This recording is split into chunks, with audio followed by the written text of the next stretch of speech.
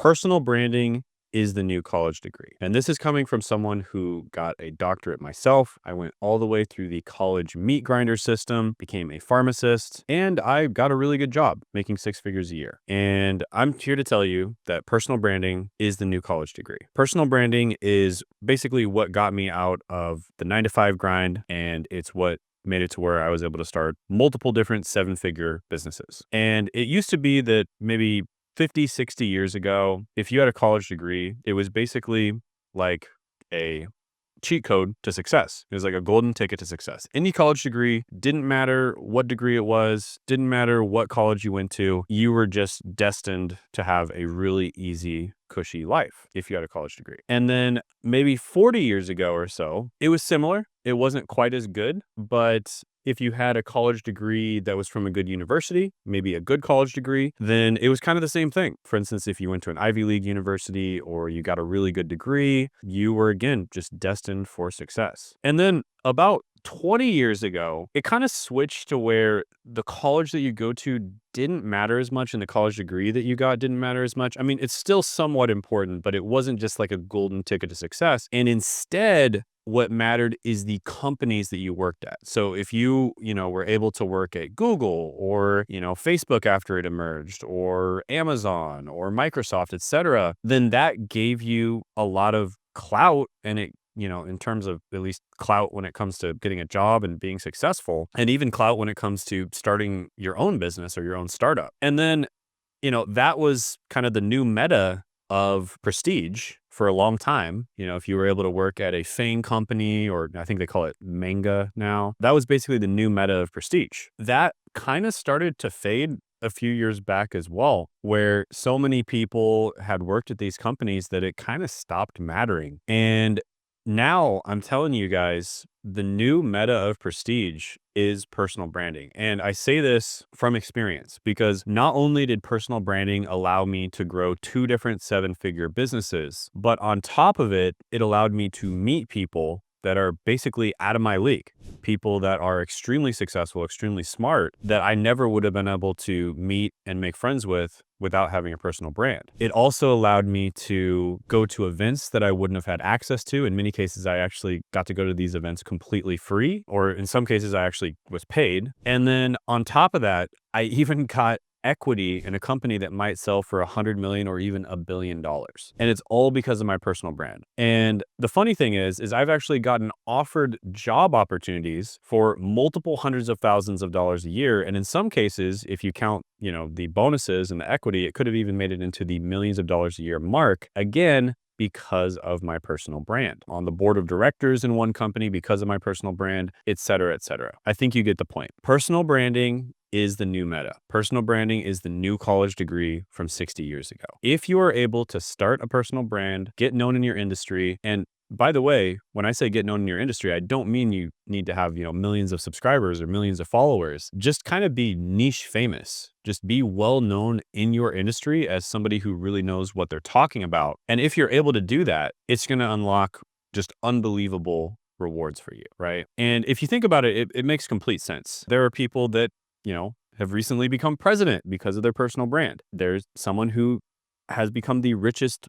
man in the world, possibly the richest man of all time, because of his personal brand, Elon Musk. You look at Elon Musk, for instance, he has nearly 10 times more followers than his most popular company, which is Tesla. And Tesla is a company that has thousands of people, and he has nearly 10 times more followers than Tesla on Twitter or X. And that is the power of a personal brand. It's human beings don't really want to interact, buy from, or follow a big, giant, soulless corporation. They want to interact and follow a human being that they personally like, that they know, that they trust, and they think that this person is someone who represents their beliefs, and they see this person as a leader. And it basically taps into the natural hierarchy that human beings have in their brains, just naturally. And in fact, all animals have in their brains. And that is really the power of a personal brand. And I'm going to go over a few benefits of having a personal brand that I've experienced and,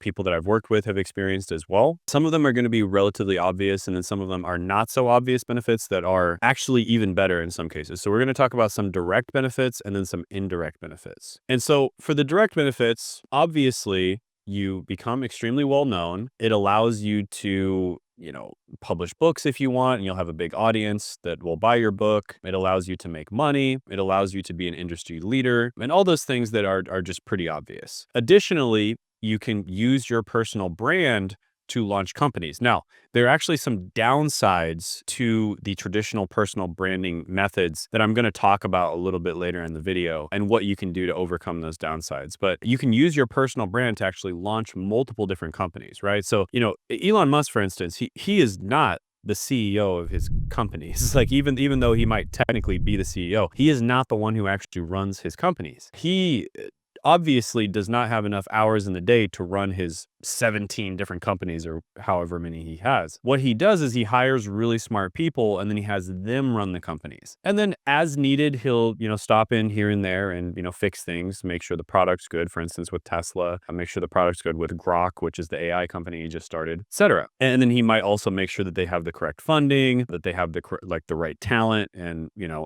that's another thing that indirectly is one of the best things about having a personal brand is it's easy to attract the best talent to your companies. But he basically doesn't run his company. Same thing with, people in the business niche, right? The biggest name in the business niche right now on YouTube, at least, is probably Alex Hormozy. And he also doesn't run his companies. He spends his entire day basically making content, right, for his personal brand. And that's what brings in the value. And that's the smart thing to do. And, as a smart businessman, which he absolutely is a smart businessman, he knows that that's the smart thing to do because that's what's bringing in all the customers. That's what's bringing all the value. And he has other people run his companies. His wife, Layla, for instance, is amazing. And she runs the company. And then he has really smart people working for him that run the company on a day-to-day basis. So if you think about it, Alex Hormozy, he spends almost every day writing his books. And if he's not writing his books, he's tweeting. And if he's not tweeting, he's filming short form content. And if he's not filming short form content, he's filming long form content. And if he's not doing any of that, he's probably getting invited to events where, by the way, he gets paid to speak at these events, and all of his flights and his accommodations, etc., are paid for too. And then he gets paid to speak at these events, and then he takes the videos of him speaking at these events, re-uploads them to YouTube, gets paid again on YouTube, and then he takes those same videos, clips them, re-uploads them to other platforms, gets paid again on those other platforms, and then, oh no, wait, we're not done. He takes all the views that he gets from all the different platforms, sends them to either, his affiliate school, which he owns, equity in school, or he sends it to his